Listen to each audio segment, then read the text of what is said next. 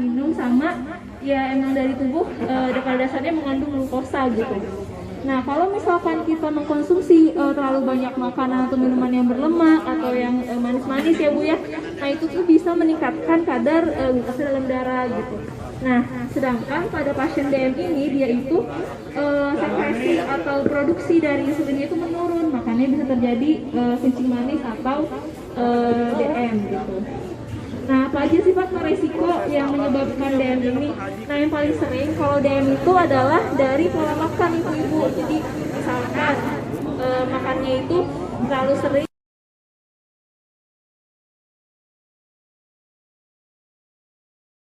atau misalkan sehari 3 kali tapi tanpa diselingi oleh kayak sayur-sayuran atau buah-buahan. Nah, itu tuh bisa menyebabkan DM juga. Atau misalkan ibu-ibu sering makanan yang manis-manis, itu bisa di faktor resiko. Jadi kalau misalkan untuk mencegah DM itu makan minumnya itu kalau bisa diselingi sama makanan yang sehat, kayak misalkan porsi pagi cukup minum susu aja, terus siangnya makan nasi sama lauk tapi diselingi dengan buah-buahan atau misalkan sama sayur-sayuran juga kayak gitu. Nah, terus yang kedua ada juga faktor resikonya itu yang paling sering dari olahraga. Nah, pasti di sini ibu kan guru ya rata-rata ya. Nah, kalau misalkan guru kan rata-rata lebih sering duduk gitu ya.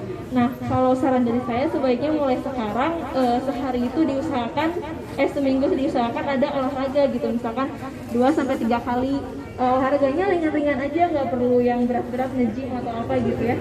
Paling kayak misalkan sepedaan atau misalkan jogging, itu udah cukup untuk menurunkan faktor resiko dari DM gitu. 22. Terus yang ketiga yang paling sering itu kalau misalkan bapak atau ibu punya riwayat darah tinggi. Nah, darah tinggi itu apa sih? Darah tinggi itu kalau misalkan tekanan darah kita itu lebih dari 140/90, nah itu disebut darah tinggi gitu. Nah, itu juga bisa jadi faktor resiko ibu-ibu kalau misalkan DM itu faktor resikonya darah tinggi. Terus yang keempat ada dislipidemi atau peningkatan kadar kolesterol yang tinggi. Nah, kolesterol tinggi itu kalau misalkan kadar dari lemak dalam tubuh kita itu tinggi di atas 250 untuk TGA-nya. Sedangkan kalau misalkan yang HDL-nya itu kurang dari 25. Nah, itu ibu-ibu tahunya dari cek lab. Jadi kalau mau lebih baiknya mah rutin screening cek lab, jadi biar tahu kadar dari lemak kita tuh normal atau enggak gitu. Sama yang terakhir itu kalau misalkan dari pola hidup sih. Jadi lebih kayak pola hidup ibu-ibu itu seperti apa gitu. Kalau misalkan lebih banyak di rumah, kayak misalkan WFH atau diem aja, nah itu bisa lebih dimodif lagi, kayak misalkan lebih sering olahraga atau misalkan lebih sering bersepeda. Jadi lebih ke lebih ke aktivitas yang ringan gitu, kayak misalkan jogging ataupun jogging, zumba juga bisa kalau misalkan mau lebih ada fun-nya gitu. Kayak gitu. Nah, apa aja sih gejala-gejala DM ini? Nah, ibu-ibu itu harus tahu gitu. DM itu kayak apa sih yang paling sering? Nah, yang paling seringnya itu yang pertama kalau misalkan ada sering kencing, terus sering makan atau mudah lapar, sama mudah haus. Nah, itu tuh 3 gejala klasik di DM. Jadi itu harus mulai diwaspadai gitu kalau misalkan ada gejala dari 3 tersebut. Soalnya itu bisa jadi salah satu gejala awal DM.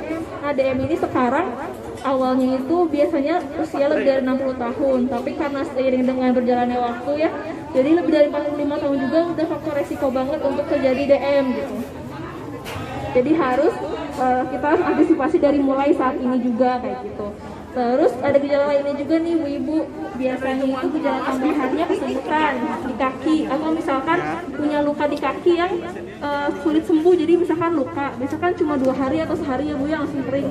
Tapi kalau misalkan dirasa kok kayak nggak kering-kering ya atau basah terus lukanya, nah itu bisa jadi salah satu dari gejala awal DM juga gitu. Jadi harus diwaspadai kayak gitu. Nah, kalau misalkan ada di sini yang punya DM, caranya itu untuk menanggulangi luka yang sulit basah, jadi harus sering dilihat gitu luka tersebut, sama sering dibersihin pakai kasa atau pakai air bersih. sama pakai sepatu yang agak tebel, soalnya kan kalau DM itu dia baal-baal atau kesemutan ya, jadi kalau ada luka tuh suka nggak kerasa ibu, jadi harus apa ya, jadi ibu itu harus sering cek kaki juga kalau misalkan apakah ada luka atau enggak, karena pasien yang punya DM itu biasanya udah luka sama udah tusuk ya biasanya infeksi ya, jadi ibu harus sering cek kalau misalkan di luka ibu ada perlukan atau enggak, ya sama kayak sebenarnya ini pakai sepatu yang ketutup sama yang kaki agak tipis, kita sepatunya ketutup sama yang ketutup kaki, sama pakai sepatu yang agak tinggi soalnya jadi supaya mencegah luka tadi. Terus yang kedua kan kalau dari itu dari ini yang dia dari biasanya bisa turunan, terus sedikit dari pola makan sehari-hari. Kalau sehari 3 kali kadang-kadang beberapa kali ya nasi kadang roti juga. Itu biasanya karena kadar gulanya tinggi karena banyak makan itu. Iya.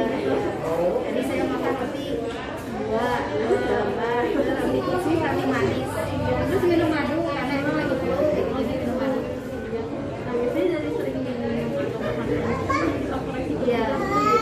Jadi pelan-pelan diturunin, kurangi gitu ya, dia makan manisnya.